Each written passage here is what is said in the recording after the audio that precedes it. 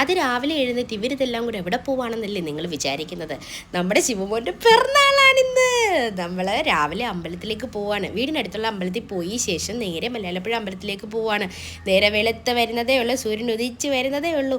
ശിവമോൻ രാവിലെ എഴുന്നേറ്റ് കാരണം അവൾക്ക് ഭയങ്കര ക്ഷീണമായിരുന്നു. എഴുന്നേക്ക് ആ കിടക്ക അവൾക്ക് കണ്ണ് തുറന്ന് ഇരിക്കാൻ പറ്റുന്നില്ല, നമുക്ക് പറ്റുന്നില്ല. പിന്നെ പിള്ളേരുടെ കാര്യം അവൾ കുറേ ശ്രമിച്ച് എഴുന്നേക്കാനായിട്ട് പിന്നെയും കണ്ണടച്ച് അവിടെ അങ്ങ് കിടന്നു. അങ്ങനെ ഞങ്ങൾ അമ്പലത്തിൽ വന്നു. രാവിലെ വെള്ളിയാഴ്ച ദിവസം ആയതുകൊണ്ട് നല്ല തിരക്കാണ്. അപ്പോൾ രാവിലെ ആയതുകൊണ്ട് വലിയ തിരക്കിങ്ങനെ ആയി വരുന്നതേ ഉള്ളൂ. ഞങ്ങളവിടെ എവിടെ വണ്ടി പാർക്ക് ചെയ്യുമെന്ന് പറഞ്ഞ് സന്തു ഇങ്ങനെ നോക്കി നടക്കുമായിരുന്നു. ഈ പുറത്തെ വണ്ടികളുടെ എണ്ണം വെച്ചിട്ട് നമ്മളൊരു കാൽക്കുലേഷൻ ചെയ്തു ആളുകൾ എത്ര പേരകത്ത് കാണുന്നു. പക്ഷേ അതെല്ലാം ഗൈസ് നമ്മളെ ഞെട്ടിച്ച് കളഞ്ഞു. അമ്പലത്തിനകത്ത് ആ വെളുപ്പിനെ തന്നെ എന്താ ആൾക്കാരാണെന്നറിയോ? പുറത്ത് ക്യൂ ഉണ്ട്, അകത്ത് ക്യൂ ഉണ്ട്. അർച്ചന ചെയ്യുന്നതിന് വേണ്ടിയിട്ട് ഞങ്ങൾ അർച്ചന ചെയ്യാനായിട്ട് അകത്താണ് നിന്നത്.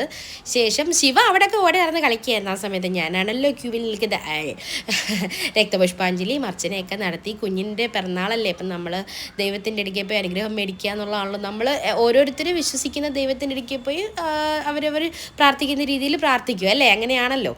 അങ്ങനെ ഞങ്ങൾ അമ്പലത്തിൽ നിന്ന് പ്രാർത്ഥനയൊക്കെ കഴിഞ്ഞ് പുറത്തേക്ക് ഇറങ്ങുകയാണ്.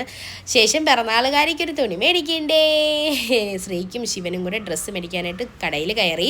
കൂട്ടത്തിൽ എനിക്കും കിട്ടി ഒരു ചുരിദാർ. കിട്ടുമല്ലോ, ഞാൻ മേടിച്ചെടുക്കുവാണല്ലോ സന്തൂരിനോട് പറഞ്ഞ്. അപ്പോൾ ഈ സാധനം കിട്ടി, ഇതെനിക്ക് ഇഷ്ടപ്പെട്ടു കേട്ടോ. ഇത് ഒത്തിരി അടുത്ത് ഞാൻ കണ്ടിട്ടുണ്ട്. പിന്നെ ശ്രീയോട് പറഞ്ഞ് നമുക്കിത് മേടിക്കാമെന്ന് പറഞ്ഞ് എനിക്കിത് ഇഷ്ടപ്പെട്ടു കേട്ടോ. നല്ല മഴയായിരുന്നു പുറത്ത്. പിന്നെ ഞങ്ങളവിടെ തുണിയൊക്കെ മേടിച്ചതുകൊണ്ട് ഈ കീക്കി അടിക്കുന്ന സാധനവും മേടിച്ചത് എനിക്കങ്ങ് ഇഷ്ടപ്പെട്ടു കേട്ടോ, പറയാതിരിക്കാൻ വയ്യ. ശിവന് ആദ്യം ഒരു പേടിയുണ്ടായിരുന്നു, പക്ഷേ പിന്നെ അതുമായിട്ട് ഓക്കെ ആയി. പിന്നെ കേക്ക് മേടിക്കാനായിട്ട് പോയി. ഞാനും ചേട്ടനും ശ്രീയും ശിവനും അടങ്ങുന്ന കുഞ്ഞു ഫാമിലി ആയതുകൊണ്ടും നിങ്ങൾക്കൊക്കെ കേക്ക് വിതരണം ചെയ്യണമെന്ന് ആഗ്രഹമുണ്ട്. പക്ഷേ ഇതിലൂടെ കേക്ക് തരാൻ നിർവാഹമില്ലാത്തത് കൊണ്ടും നമ്മളൊരു 1/2 കിലോയുടെ കേക്ക് മാത്രമാണ് മേടിച്ചത്.